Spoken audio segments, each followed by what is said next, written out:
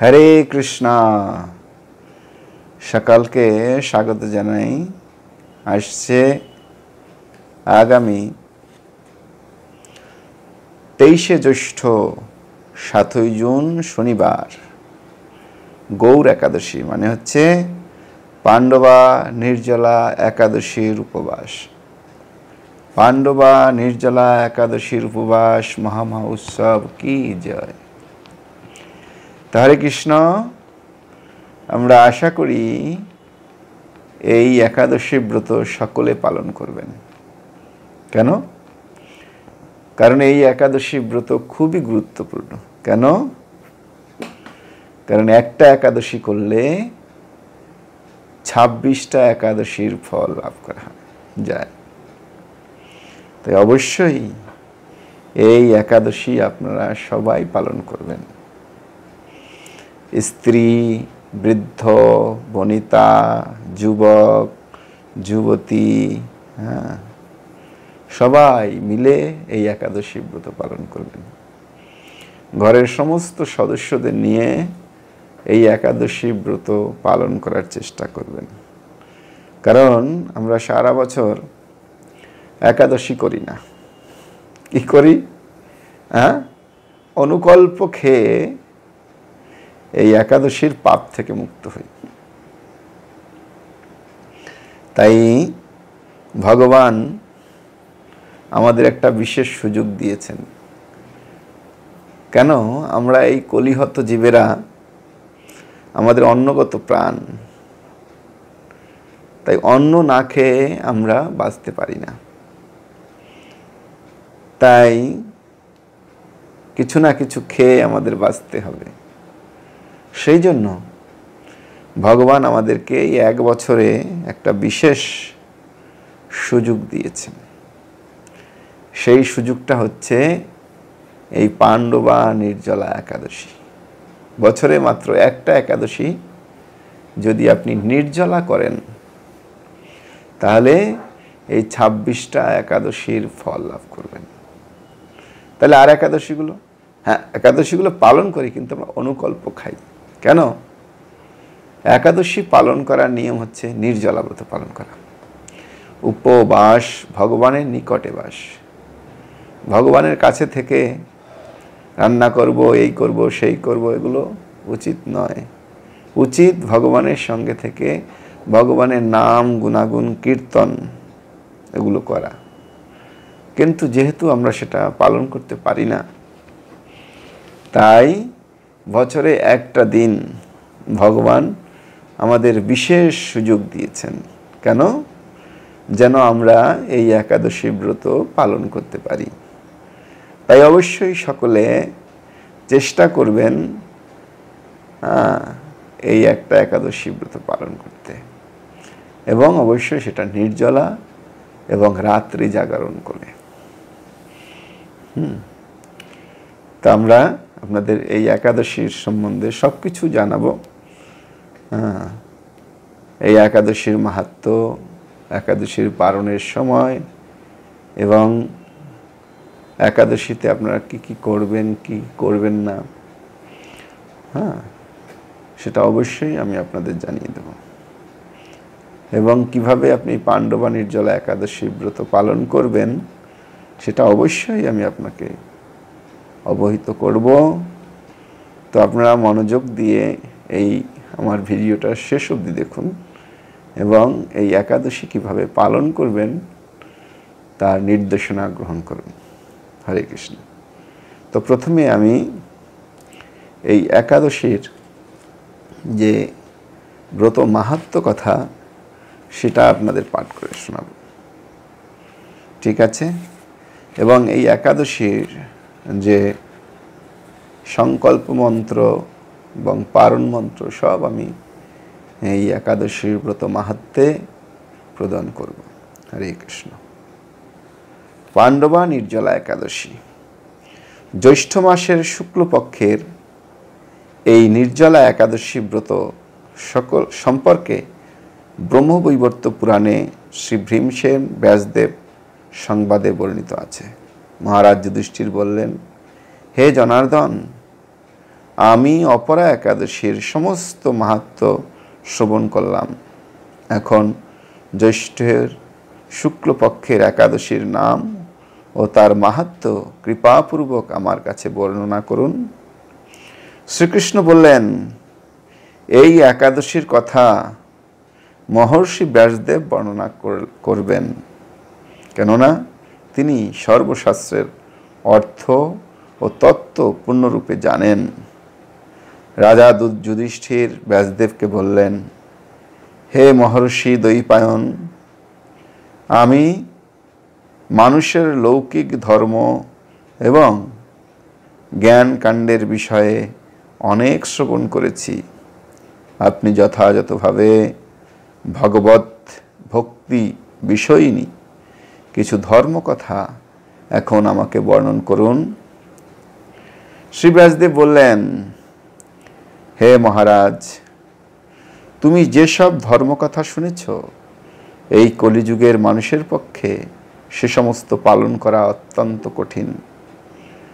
যা সুখে, সামান্য খরচে, অল্প কষ্টে সম্পাদন করা যায়, অথচ মহাফল প্রদান করে এবং সমস্ত শাস্ত্রের সারস্বরূপ, সেই ধর্মই কলিযুগে মানুষের পক্ষে করা শ্রেয়। সেই ধর্মকথাই এখন আপনার কাছে বলছি। উভয় পক্ষের একাদশীর দিনে ভোজন না করে উপবাস ব্রত পালন করবে। এই যে বললাম, হ্যাঁ, যেহেতু আমরা সহজে এই ব্রত পালন করতে পারি না, তো কঠিন কঠিন ব্রত, না খেয়ে থাকা কলিযুগের মানুষের পক্ষে সম্ভব নয়। হ্যাঁ, দ্বাদশীর দিনে স্নান করে শুদ্ধ চিত্ত হয়ে নিত্য কৃত্য সম্পাদন করে শ্রীকৃষ্ণের অর্চন করবে। তারপর ব্রাহ্মণদের প্রসাদ ভোজন করাবে। অশৌচাদিতেও এই ব্রত কখনো ত্যাগ করবেন না। তো সবাই মনে রাখবেন, কারো কোনো অশৌচ পড়লে এই একাদশী ব্রত ত্যাগ করা যায় না। অশৌচের সময়ও অবশ্যই এই একাদশী ব্রত পালন করবেন। যে সকল ব্যক্তি স্বর্গে যেতে চায়, তাদের সারা জীবন এই ব্রত পালন করা উচিত। পাপ কর্মে ব্রত এবং ধর্মহীন ব্যক্তিরাও যদি এই একাদশীর দিনে ভোজন না করে, তবে তারা যমযাতনা থেকে রক্ষা পায়। বুঝে গেল? শ্রী ব্যাসদেবের এসব কথা শুনে গদাধর ভীমসেন অশ্বত্থ পাতার মতো কাঁপতে কাঁপতে বলতে লাগলেন, হে মহাবুদ্ধি পিতামহ, মাতা কুন্তী, দ্রৌপদী, ভ্রাতা যুধিষ্ঠির, অর্জুন, নকুল ও সহদেব এরা কেউই একাদশীর দিনে ভোজন করেন না। আমাকে অন্ন গ্রহণ করতে নিষেধ করে, কিন্তু দুঃসহ ক্ষুধা যন্ত্রণার জন্য আমি উপবাস করতে পারি না। ভীমসেনের এইরকম কথা ব্যাসদেব বলতে লাগলেন, যদি স্বর্গাদি দিব্যধাম লাভে তোমার একান্ত ইচ্ছা থাকে, তবে উভয় পক্ষের একাদশীতে ভোজন করবে না। উভয় পক্ষ মানে শুক্লপক্ষ এবং কৃষ্ণপক্ষ। তদুত্তরে ভীমসেন বললেন,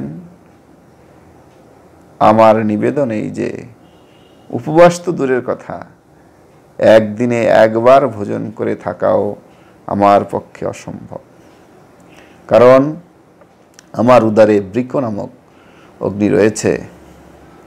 ভোজন না করলে কিছুতেই সে শান্ত হয় না।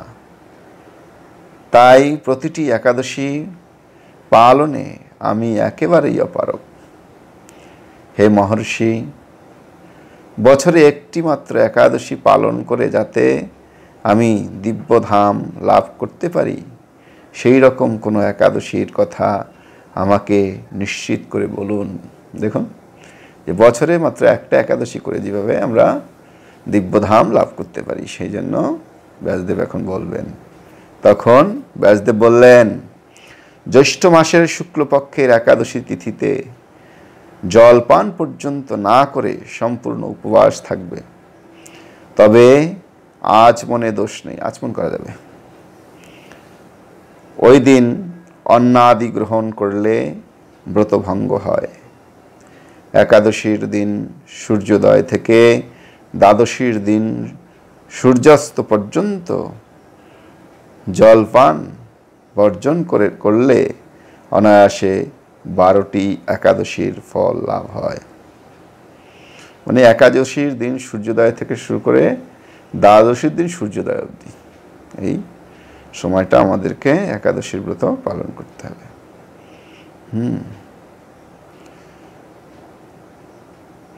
বছরে অন্যান্য একাদশীতে অজান্তে যদি কখনো ব্রতভঙ্গ হয়ে যায়, তাহলে এই একটি মাত্র একাদশী পালনে সেই সব দোষ দূর হয়।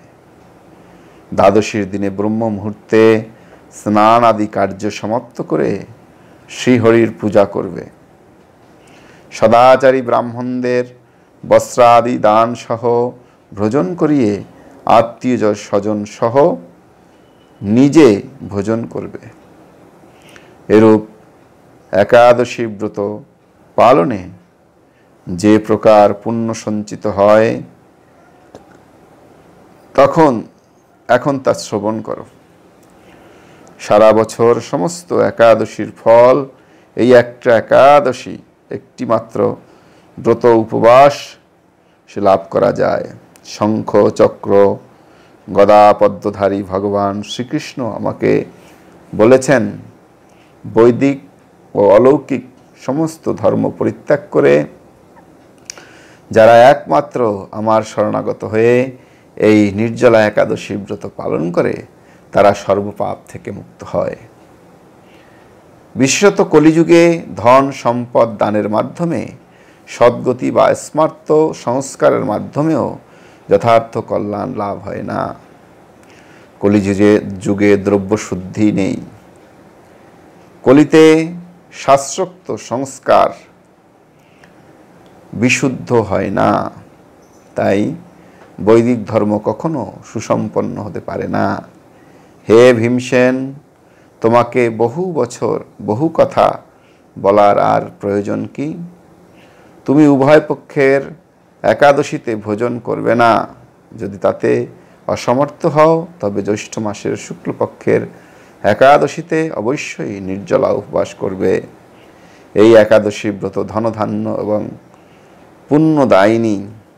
যমদূতগণ এই ব্রত পালনকারীকে মৃত্যুর পরও স্পর্শ করতে পারে না।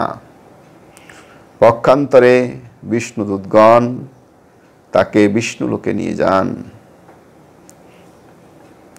শ্রী ভীমসেন ওই দিন থেকে নির্জলা একাদশীর পালন করতে থাকায় এই একাদশী নির্জলা, পাণ্ডবা নির্জলা বা ভীমসেনী একাদশী নামে প্রসিদ্ধ হয়েছে।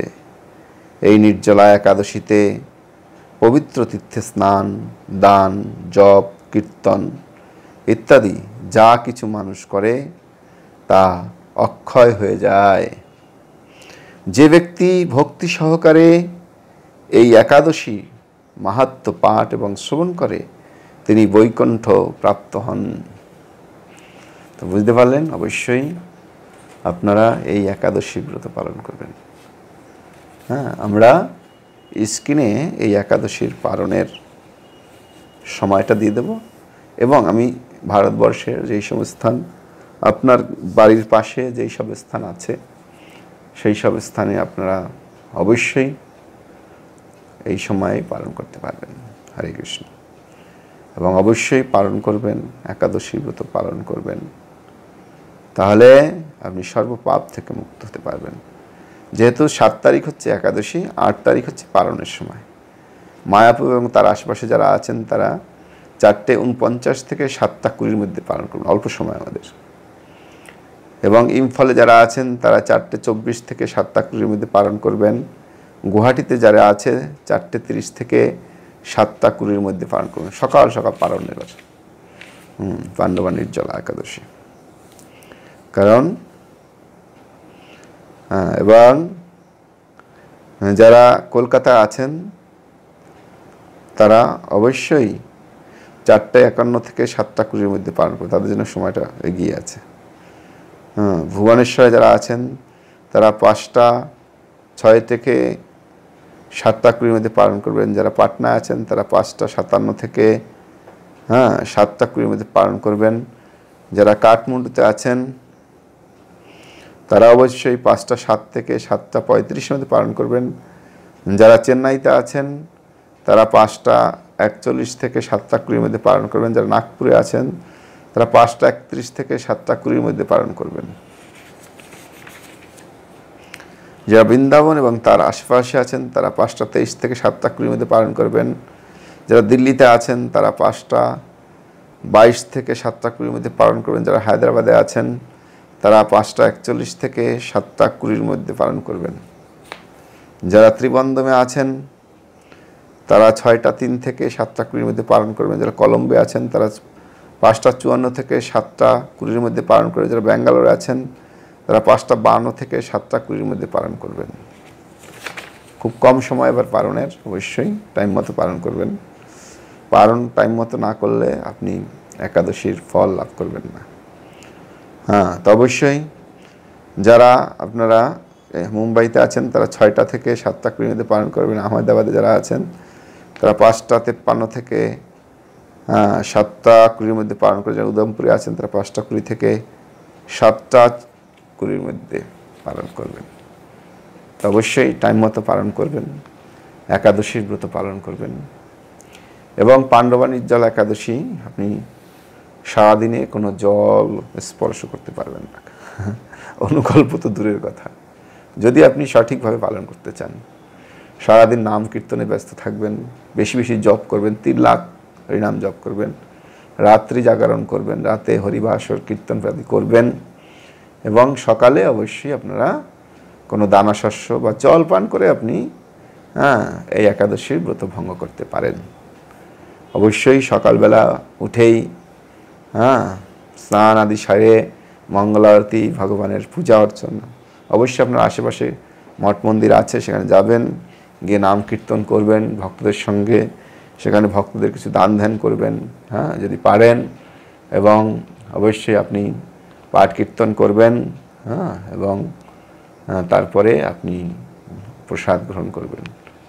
সকালবেলায় কোনো ভারী খাবার খাবেন না, হালকা খিচুড়ি বা গুড়ের জল এগুলো খেয়ে কমসে কম একবেলা থাকবেন।